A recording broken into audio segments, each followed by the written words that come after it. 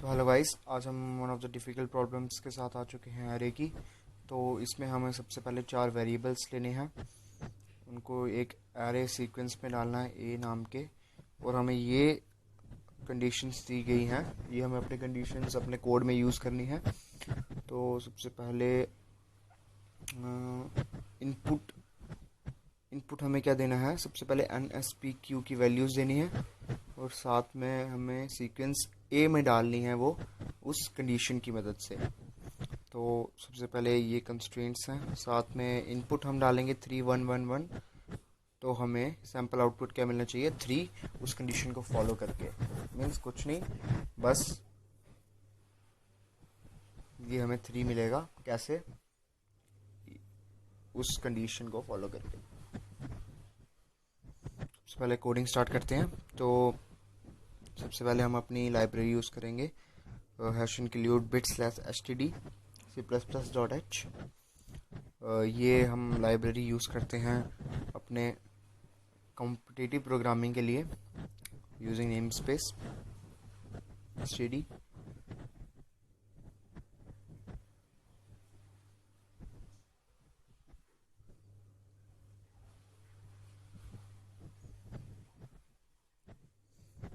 Teacher main use करेंगे। सबसे पहले हम अनसाइंड इंट ले लेते हैं, बिकॉज अनसाइंड से क्या मीन होता है, अनसाइंड से क्या मतलब होता है, हम सिर्फ पॉजिटिव वैल्यूज़ ले सकते हैं।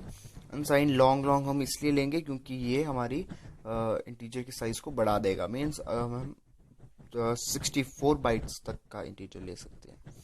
तो हमने NSPQ ले लिया एज अ कंडीशन। उस मीन्स जैसे कि उस कोड में बोला था कि हमें NSPQ लेने हैं 4 वेरिएबल्स, और साथ में V में हम पावर स्टोर करेंगे, जैसे वहाँ पे बोला है, जैसे कि 2 की पावर 31, और I हम फॉर लूप के लिए यूज़ करेंगे। सबसे पहले हम वेरिएबल्स ले लेंगे, इनपुट करवा लेंगे NSPQ, और V में हम क्या स्टोर करेंगे, जैसे कि मैंने बोला पावर 2 की पावर, वहाँ पे 31 बोला है, तो हम 2 की पावर 31 स्टोर कर लेंगे। देखो जैसे कि यहाँ पे बोला है 2 की पावर 31। तो आपको पता होगा कि अगर आपने इनकैप्सुलेशन पढ़ी होगी तो वहाँ पे आपको सिखाया जाता है। तो अब हम एक वेक्टर ले लेंगे, इंटीजर टाइप का वेक्टर ले लेंगे, जिसमें हमने ए के अंदर साइज हम शो कर देंगे n, जो फर्स्ट इंटीजर होगा, ठीक है, n। तो सबसे पहले हम लूप लगाएंगे for i is equals to 0 से लेके i जब तक छोटा है n से i प्लस प्लस करो, means condition i plus plus. First हम कंडीशन वो वाली लगाएंगे, दैट इज दिस कंडीशन लगाएंगे।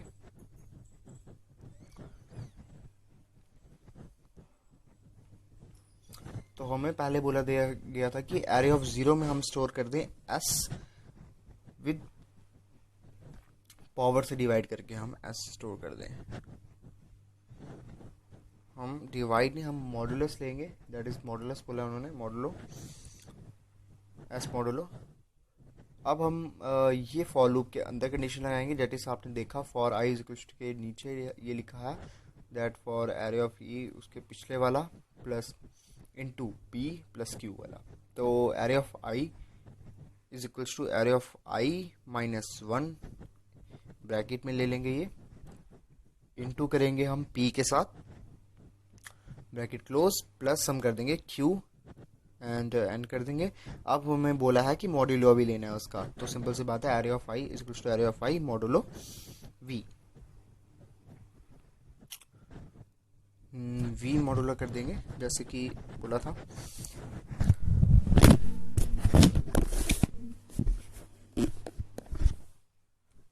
और अब हम एक काउंट वेरिएबल ले लेते हैं, जिसमें हम स्टोर करेंगे कि हमारा कितनी बार वेरिएबल डिफरेंट आ रहा है। हमें डिफरेंट वेरिएबल्स लेने हैं, जितनी बार डिफरेंट वेरिएबल्स आएंगे उतनी बार हम अपना आउटपुट दे देंगे।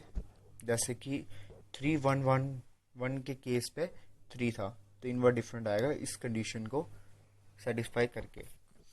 तो हम सबसे पहले इफ़ में दे देंगे कि if array of i is equals to array of 0, मतलब एरे ऑफ 0 जो हमने ऊपर लिया है उसके बराबर है, और या उसके पिछले वाले के बराबर है, और कि array of i not equal to zero, array of i zero के बराबर नहीं होना चाहिए। अगर ये कंडीशन फॉलो हो जाती है तो हमारा काउंट इज इक्वल्स टू आई कर काउंट इज इक्वल्स टू आई कर दो और हमारी ब्रेक स्टेट में लगा लो।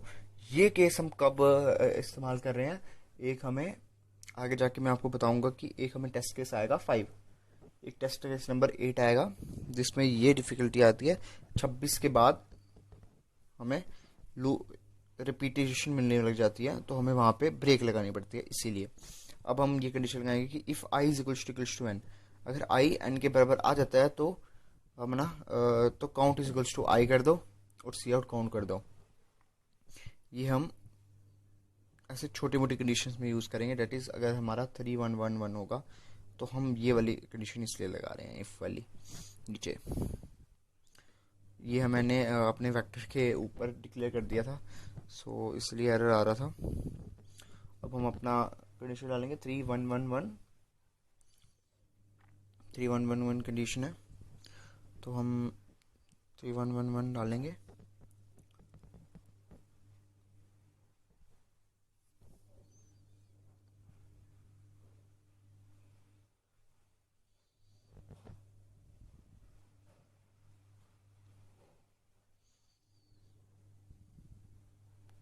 तो जैसे कि आप देख सकते हैं, ये क्या, ओ यहाँ पे ज़ीरो आ रहा है, मैंने कहीं गलती करी होगी।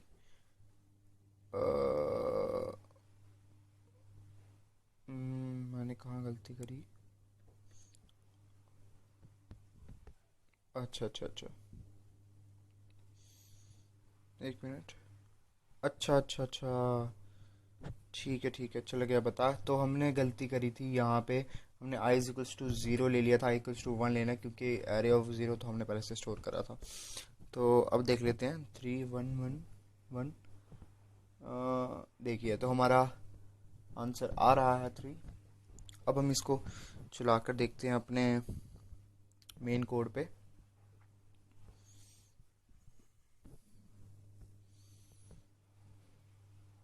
मेन अपने हैकर रैंक में चला के देखते हैं।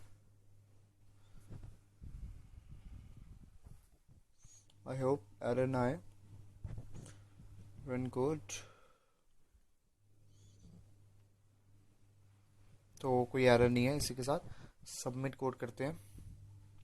अब मैं आपको वो टेस्ट केस दिखाता हूँ जो मैं आपको पहले बता रहा था कि हमने वो स्टेटमेंट क्यों यूज़ करी। तो सिंपल सी बात है, हम टेस्ट केस नंबर 8 पे जाते हैं। तो टेस्ट केस नंबर 8 में देखो कितने बड़े बड़े वेरिएबल्स लिए हैं हमने।